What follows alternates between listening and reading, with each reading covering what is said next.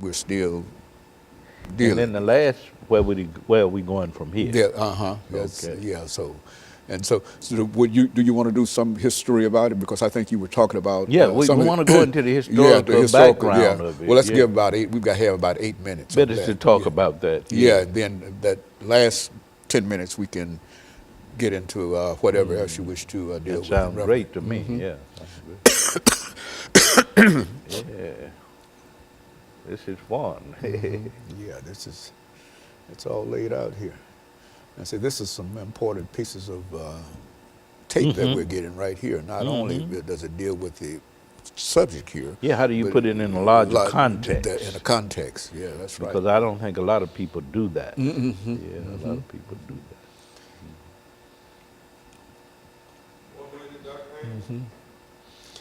So we're getting ready for the second segment. And it goes like that, doesn't it? Yeah. It goes just like that. And this is one of 5, my first of 5 today. Yeah. So we'll be out of here about 2:30.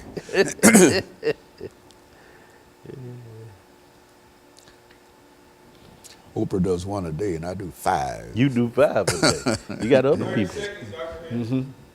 Yeah, we got 5 more people to come in and occupy that seat. Oh, man. Doc, you a busy man.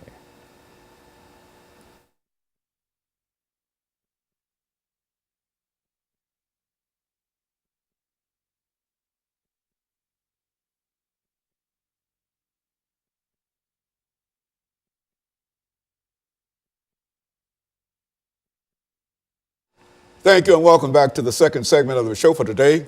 We're talking to Dr. LBaldwin, and he's given us some information relative to the contemporary Black Lives Matter movement. And of course, Dr. Baldwin, I think that when we left, we promised that we would give you an opportunity to talk about the historical significance of the Black Lives Matter movement and how it started. Let's talk about it from that perspective. Yes, I think we have to understand that although the movement started in 2013, after the murder of Trayvon Martin and the acquittal of George Zimmerman, we have to see that movement in a larger historical context. Black Lives Matter actually started in the pre-Civil War years. If you look at the speeches, the activities of Frederick Douglass and Harriet Tubman and Sojourner Truth, they were all echoing this theme, Black Lives Matter, in the late 19th century. John E. Bruce, Henry McNeil Turner, others were speaking to this same theme, Black Lives Matter, early 20th century. Ida B. Wells in her crusade against lynchings were talking about black lives and how they matter and how black bodies should be preserved. And so in the 1950s and 60s, you get Malcolm X and Martin Luther King Jr. talking about the sacredness of human personality and black lives. So what you have with the Black Lives Matter movement today is a movement that represents, I think, a continuation of centuries of freedom struggle. It's a part of that unbroken tradition of black struggle. And so we have to understand it, I think, in that larger historical context.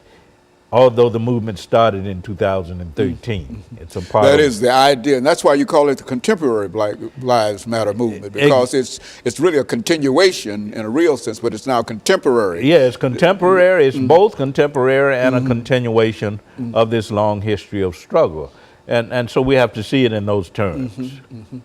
And all those individuals who were concerned about any deprivation against the black population, especially the male.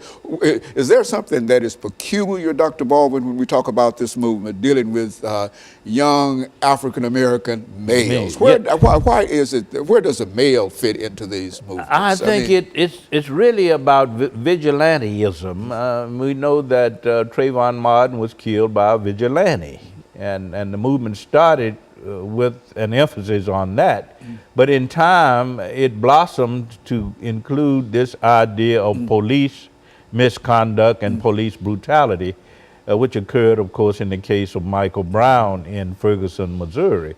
And later with Eric Garner in New York, with Jordan Davis, of course, you had vigilanteism in Florida with Jordan Davis. And of course you had others like Walter Scott in South Carolina, who was killed by a policeman, and Freddie Gray in Baltimore. So the movement is really focused on the killing of young black men, the intentional and systematic maiming and destruction of young black male lives. And interestingly enough, you have black women who are spearheading this movement. So that's what it's all about. And when you look at this movement, Dr. Baldwin, and you think about the institution of slavery, I think you already mentioned that as part of the framework of the movement. When you look at this movement, it appears to me that the emphasis is on young African-American males, primarily because those are the most dangerous individuals dealing with the institution of slavery. That is, if slavery is to be overthrown, it is not the African-American female, nor the African-American older person, but it will be who? Those young African-American males. And so that's the group. That's right. That group has always been vulnerable. It was vulnerable in the pre-Civil War years, the antebellum period, as we call it, vulnerable in the late 19th century, earlier 20th century, the civil rights movement, and even today. The systematic and intentional killing and maiming, destruction of young black men, I think, is the issue here with the Black Lives Matter movement.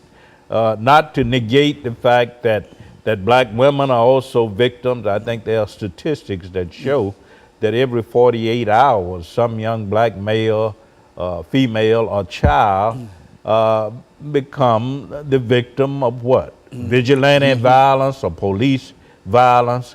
So it's a movement about the sacredness of black life, about the value, the dignity of human life and black life more specifically.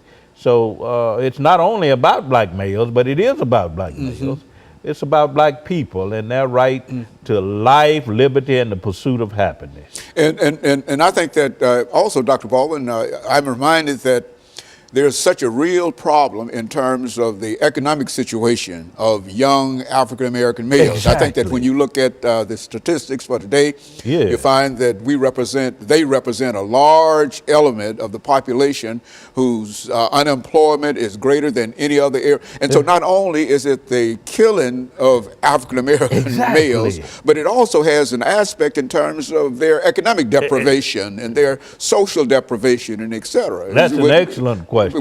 And we often forget that when we go on social media and we check out the Black Lives Matter movement, we think it's only about racial profiling and police brutality and misconduct. It's also about poverty and economic injustice. They're very much concerned, Alicia Garza and others who are heading this movement are concerned about poverty and economic injustice, about teenage pregnancy, about incarceration rates in the black community.